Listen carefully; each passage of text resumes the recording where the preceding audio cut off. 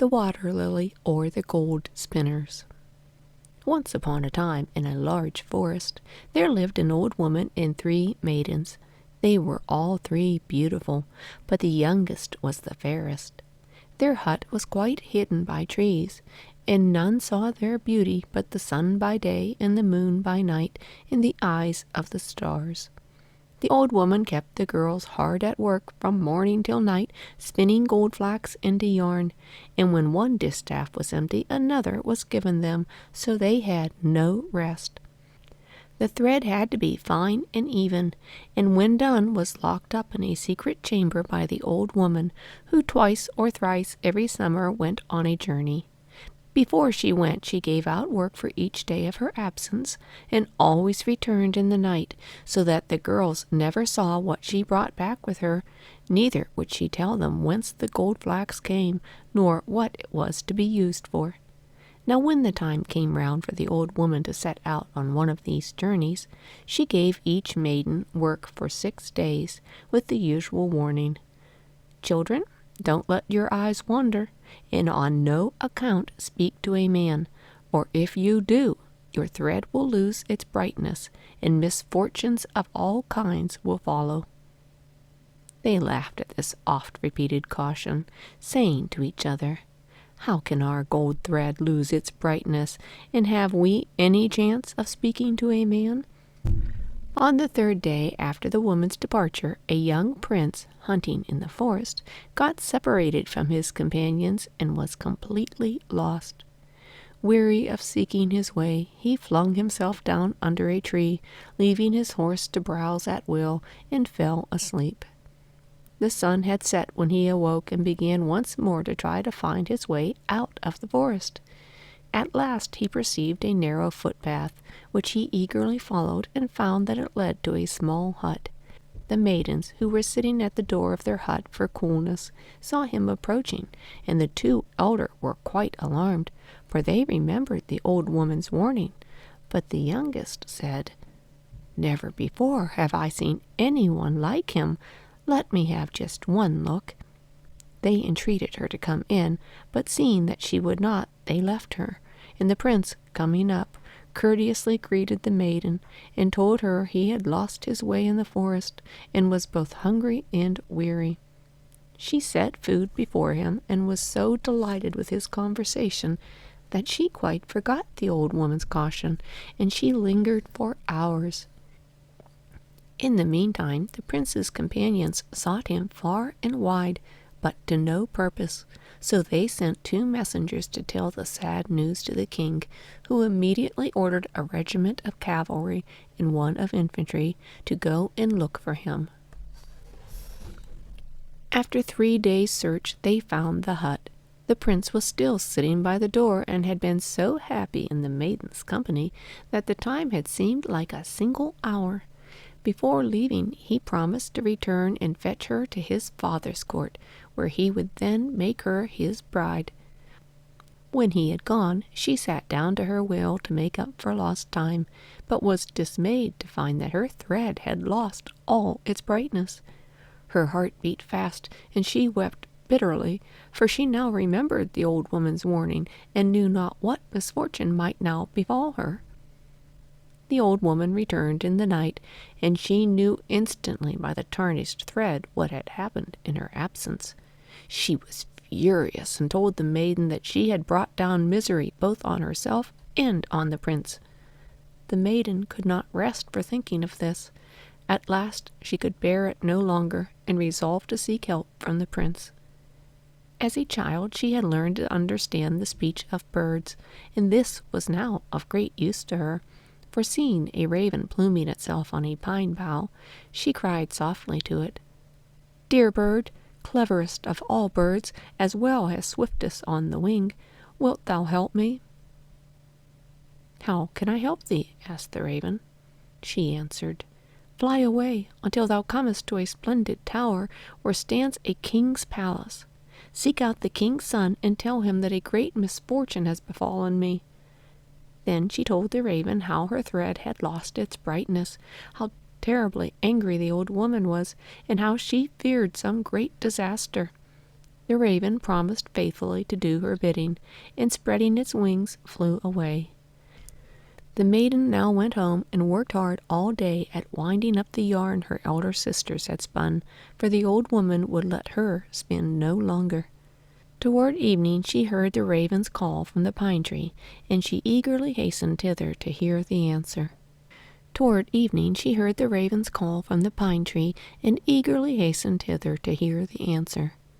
By great good fortune, the raven had found a wind wizard's son in the palace garden, who understood the speech of birds, and to him he had entrusted the message.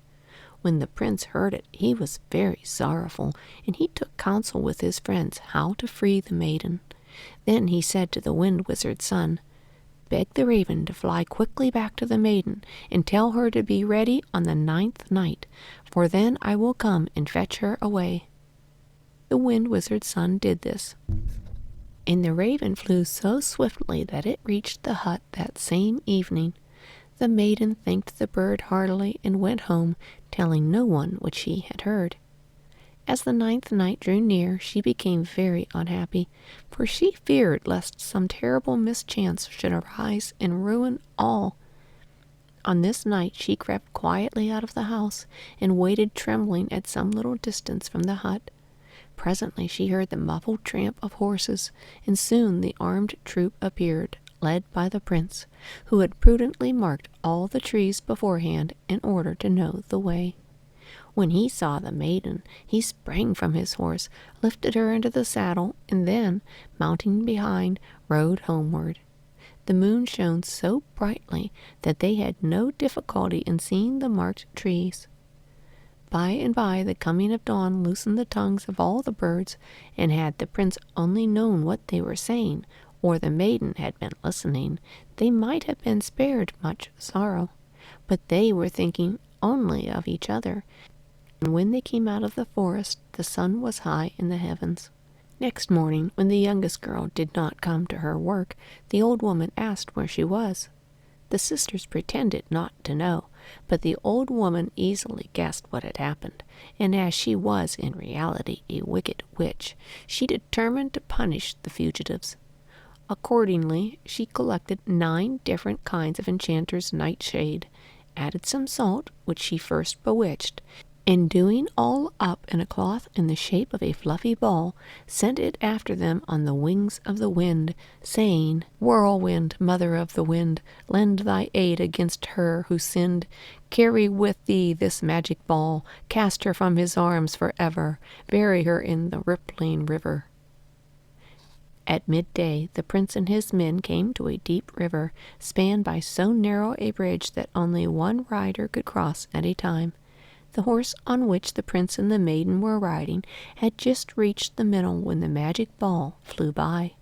The horse in its fright suddenly reared, and before anyone could stop it, it flung the maiden into the swift current below. The prince tried to jump in after her, but his men held him back, and in spite of his struggles led him home, where for 6 weeks he shut himself up in a secret chamber, and would neither eat nor drink, so great was his grief. At last he became so ill his life was despaired of, and in great alarm the king caused all the wizards of his country to be summoned. But none could cure him. At last the wind wizard's son said to the king, "Send for the old wizard from Finland. He knows more than all the wizards of your kingdom put together." A messenger was at once sent to Finland, and a week later the old wizard himself arrived on the wings of the wind. "Honored king," said the wizard, "the wind has blown this illness upon your son, and a magic ball has snatched away his beloved. This it is which makes him grieve so constantly. Let the wind blow upon him that it may blow away his sorrow." Then the king made his son go out into the wind, and he gradually recovered and told his father all. "Forget the maiden," said the king. "Take another bride." But the prince said he could never love another. A year afterward he came suddenly upon the bridge where his beloved met her fate. As he recalled the misfortune, he wept bitterly, and would have given all he possessed to have her once more alive. In the midst of his grief, he thought he heard a voice singing, and he looked round, but could see no one. Then he heard the voice again, and it said, "Alas, bewitched and all forsaken, 'tis I must lie for ever here. My beloved no thought has taken to free his bride that was so dear." He was greatly astonished, sprang from his horse, and looked everywhere to see if no one were hidden under the bridge, but no one was there. Then he noticed a yellow water lily floating on the surface of the water, half hidden by its broad leaves. But flowers do not sing, and in great surprise he waited, hoping to hear more.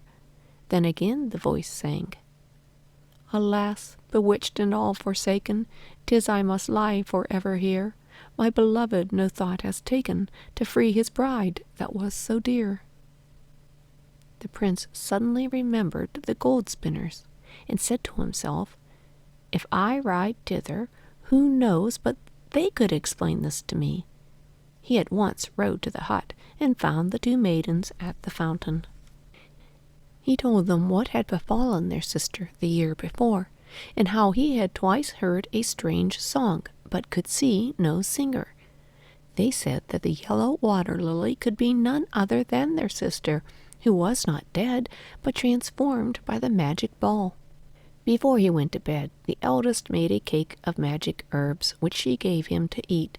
In the night he dreamed that he was living in the forest, and could understand all that the birds said to each other. Next morning he told this to the maidens, and they said that the charmed cake had caused it, and advised him to listen well to the birds, and see what they could tell him, and when he had recovered his bride, they begged him to return and deliver them from their wretched bondage. Having promised this, he joyfully returned home, and as he was riding through the forest, he could perfectly understand all that the birds said. He heard a thrush say to a magpie, "How stupid men are! They cannot understand the simplest thing. It is now quite a year since the maiden was transformed into a water lily, and though she sings so sadly that anyone going over the bridge must hear her, yet no one comes to her aid. Her former bridegroom rode over it a few days ago and heard her singing, but was no wiser than all the rest. And if he is to blame for all her misfortunes," added the magpie, "if he heeds only to the words of men, she will remain a flower forever. She were soon delivered were the matter only laid before the old wizard of Finland." After hearing this, the prince wondered how he could get a message conveyed to Finland. He heard one swallow say to another, "Come, let us fly back to Finland. We can build better nests there." "Stop, kind friends," cried the prince. "Will you do something for me?" The birds consented, and he said, "Take 1,000 greetings from me to the wizard of Finland, and ask him how I may restore a maiden transformed into a flower to her own form." The swallows flew away, and the prince rode on to the bridge. There he waited, hoping to hear the song, but he heard nothing but the rushing of the water and the moaning of the wind, and disappointed rode home. Shortly after, he was sitting in the garden, thinking that the swallows must have forgotten his message, when he saw an eagle flying above him. The bird gradually descended until it perched on a tree close to the prince, and said, "The wizard of Finland greets thee, and bids me to say that thou mayest free the maiden thus. Go to the river, and smear thyself all over with mud. Then say, 'From a man into a crab,' and thou wilt become a crab. Plunge boldly into the water. Swim as close as thou can to the water lily roots, and loosen them from the mud and reeds. This done, fasten thy claws into the roots, and rise with them to the surface. Let the water flow all over the flower, and drift with the current until thou comest to a mountain ash tree on the left bank. There is near it a large stone. Stop there, and say, 'From a crab into a man, from a water lily into a maiden,' and ye both will be restored to your own forms." Full of doubt and fear, the prince let some time pass before he was bold enough to attempt to rescue the maiden. Then a crow said to him, "Why dost thou hesitate? The old wizard has not told thee wrong, neither have the birds deceived thee. Hasten and dry the maiden's tears." "Well, nothing worse than death can befall me," thought the prince, "and death is better than endless sorrow." So he mounted his horse and went to the bridge. Again he heard the water lilies lament, and hesitating no longer, smeared himself all over with mud, and saying, "From a man into a crab," plunged into the river. For one moment the water hissed in his ears, then all was silent. He swam up to the plant and began to loosen its roots, but so firmly were they fixed in the mud and reeds that this took him a long time. He then grasped them and rose to the surface, letting the water flow over the flower. The current carried them down the stream, but nowhere could he see the mountain ash. At last he saw it, and close by the large stone. Here he stopped and said, "From a crab into a man, from a water lily into a maiden," and to his delight found himself once more a prince, and the maiden was by his side. She was 10 times more beautiful than before, and wore a magnificent pale yellow robe, sparkling with jewels. She thanked him for having freed her from the cruel witch's power, and willingly consented to marry him. But when they came to the bridge where he had left his horse, it was nowhere to be seen, for though the prince thought he had been a crab only a few hours, he had in reality been under the water for more than 10 days. While they were wondering how they should reach his father's court, they saw a splendid coach driven by 6 beautiful horses coming along the bank. In this they drove to the palace. The king and queen were at church, weeping for their son, whom they had long mourned for dead. Great was their delight and astonishment when the prince entered, leading the beautiful maiden by her hand. The wedding was at once celebrated, and there was feasting and merrymaking throughout the kingdom for 6 weeks. Some time afterward, the prince and his bride were sitting in the garden when a crow said to them, "Ungrateful creatures! Have you forgotten the 2 poor maidens who helped you in your distress? Must they spin gold flax forever? Have no pity on the old witch. The 3 maidens are princesses whom she stole away when they were children together, with all the silver utensils, which she turned into gold flax. Poison is her fittest punishment." The prince was ashamed of having forgotten his promise, and set out at once, and by great good fortune reached the hut when the old woman was away. The maidens had dreamed that he was coming, and were ready to go with him, but first they made a cake in which they put poison, and left it on a table where the old woman was likely to see it when she returned. She did see it, and thought it looked so tempting that she greedily ate it up, and at once died. In the secret chamber were found 50 wagon loads of gold flax, and as much more was discovered buried. The hut was razed to the ground, and the prince and his bride and her 2 sisters lived happily ever after.